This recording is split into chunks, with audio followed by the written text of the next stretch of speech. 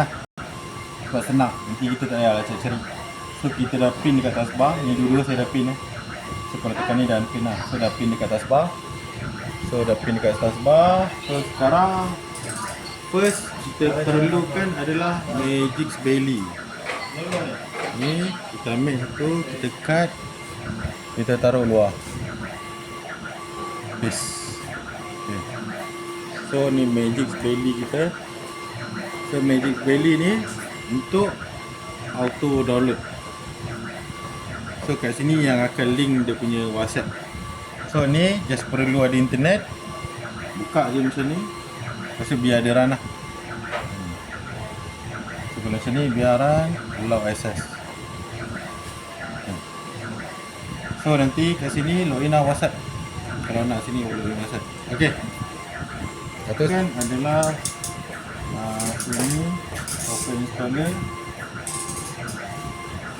Kita taruh dekat Magic Software. Pergi dekat Magic Software, kat dalam ni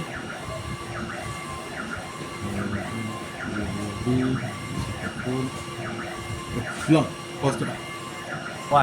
Okay, last sekali software yang kita perlu ada adalah Magic Software. Ni kena Magic Software. So ni double click, kita kena install lah. So bagi dia install, so bila ada dah install, lepas tu okay, first kali kau kena masuk machine code lah. So contoh macam ni, machine code atas.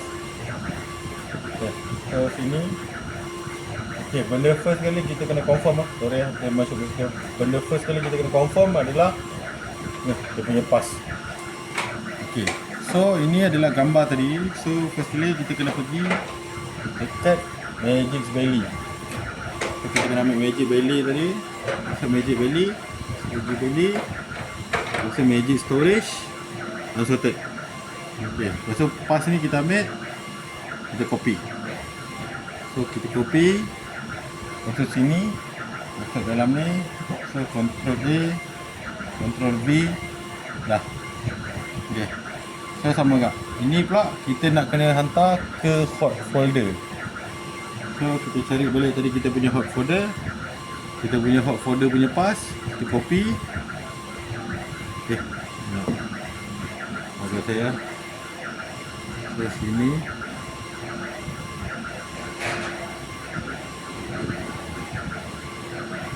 Di sini copy. Kita pergi balik tadi ke sini, agak Ctrl A, Ctrl V. So kita ambil tadi daripada Magic Belly unsorted punya. Lepas tu sini di stop hot folder, save. Okay, so sekarang kita dah pastikan kita buka semua. Ni dah. Okay, so just masuk login ID. Ni nanti kena bagi lah, ni tak boleh cakap lah. Okay, lepas tu dah siap lah. Software semua dah install, dah siap. Ni install. Tak apa-apa